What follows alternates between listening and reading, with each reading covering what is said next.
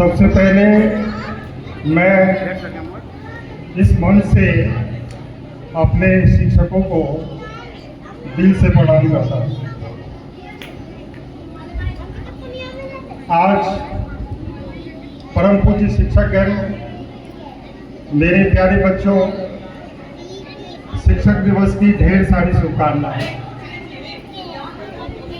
ये रंगीन नजारा देखकर, ये मनमोहक दृश्य देखकर, आप सबों का प्यार मोहब्बत पाकर हम शिक्षकगण गदगद हैं, बेहद खुश हैं और भावुक भी।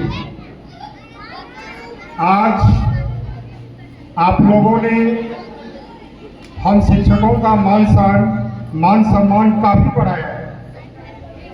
इसके लिए हम सारे शिक्षकगण आपका आभार व्यक्त करते हैं, आपका शुक्रगुजार हैं।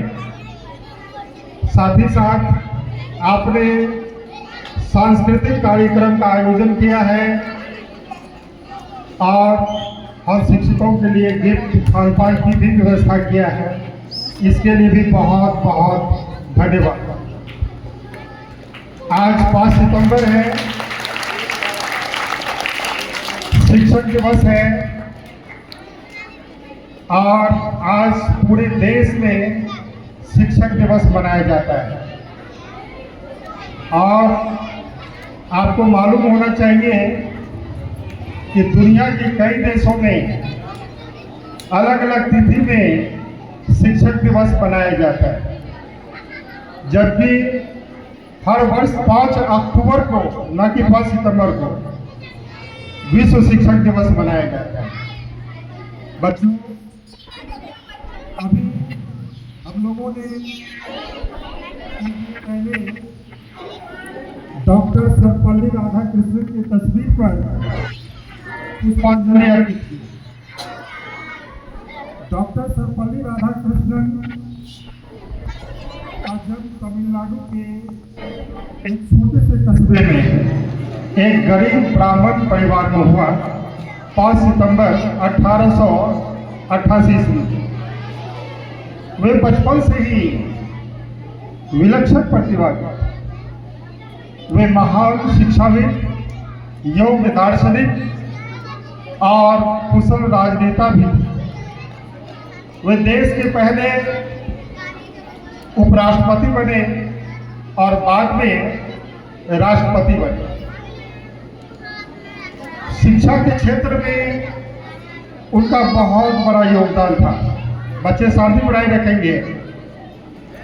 और उनका मानना था कि एक शिक्षित समाज ही देश को विकसित कर सकता है और देश को उन्नत कर सकता है। इसलिए जब वे 1962 में राष्ट्रपति बने, तब से हम भारतवासी उनके जन्म दिवस को, यानी 5 सितंबर को शिक्षक दिवस के रूप में मनाते आ रहे हैं। बच्चों, मैं समझता हूं कि शिक्षक और सड़क, ये दोनों एक जैसे होते हैं। ये दोनों एक जैसे होते हैं। जिस प्रकार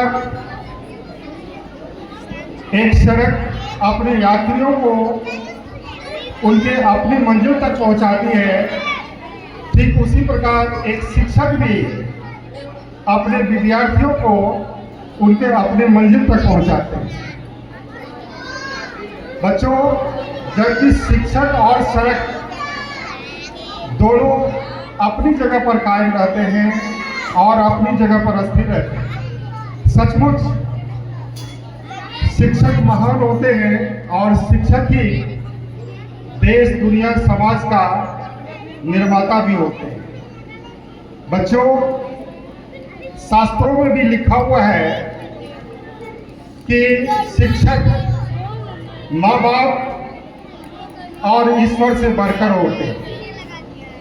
मेरे कहने का तात्पर्य है कि आपकी जिंदगी में, आपके जीवन में माँ बाप, गुरु और ईश्वर, ये तीनों महत्वपूर्ण है, पूजनीय है। माँ बाप का सम्मान करो, गुरु का आदर करो, ईश्वर पर विश्वास रखो, आस्था रखो। बच्चों, पुराने जमाने में गुरु शिष्य का संबंध बहुत अनमोल था, भावनात्मक था, आध्यात्मिक था। लेकिन अब गुरु और शिष्य प्रोफेशनल हो गए। पहले के गुरु अपने बच्चों को 24 घंटे तक शिक्षा दीक्षा ज्ञान देते रहते हैं, और अब के गुरु तो केवल क्लास आवर तक की शिक्षा बांटते हैं, अपना ज्ञान देते हैं। बच्चों, पहले के गुरु अपने बच्चों के विकास के लिए शारीरिक दंड या फिजिकल पनिशमेंट दिया करते थे, और अब तो फिजिकल पनिशमेंट हो या शारीरिक दंड है, इस पर प्रतिबंध है, रोक है, पाबंदी है। पहले शारीरिक दंड देने के लिए अभिभावक, माँ बाप और समाज की सहमति होती थी, और अब ना अभिभावक की सहमति है, ना माँ बाप की सहमति है, और ना ही समाज की सहमति। इसलिए यही कारण है कि आज के बच्चे कम अनुशासित हो रहे हैं, शिक्षा की गुणवत्ता में भारी गिरावट आई है। इस दोषपूर्ण शिक्षा का जिम्मेदार केवल शिक्षा की नहीं, माँ बाप भी है, अभिभावक है और समाज भी। बच्चों, भारतीय सभ्यता, भारतीय संस्कृति, भारतीय संस्कार आज के बच्चे भूलते जा रहे हैं। इस मोबाइल युग में प्राय बच्चे इंटरनेट को ही माँ बाप समझते हैं, गूगल को गुरु समझते हैं, और मोबाइल को तो मित्र यार समझते हैं। बच्चों, याद रहे, बच्चों शायद ये भूल रहे हैं कि ये मोबाइल, ये इंटरनेट, ये गूगल आपको शिक्षा दे सकते हैं, ज्ञान दे सकते हैं, लेकिन संस्कार नहीं दे सकते। संस्कार तो माँ बाप और गुरु ही दे सकते हैं। बच्चों, माँ बाप और गुरु साक्षात भगवान। माँ बाप और गुरु का डांट फटकार भगवान का प्रसाद है, भगवान का आशीर्वाद है। उसे सहर्ष स्वीकार करना चाहिए आप लोगों को। बच्चों, माँ बाप का डांट फटकार ही आपको शिक्षित करता है, आपको प्रेरणा देती है। बच्चों, अंत में मैं कहना चाहूँगा कि आप माँ बाप का सम्मान करना न भूलें, गुरु का आदर न करना भूलें, और ईश्वर पर भरोसा रखकर, विश्वास रखकर आप खूब मन से पढ़ाई लिखाई करें, संघर्ष करें।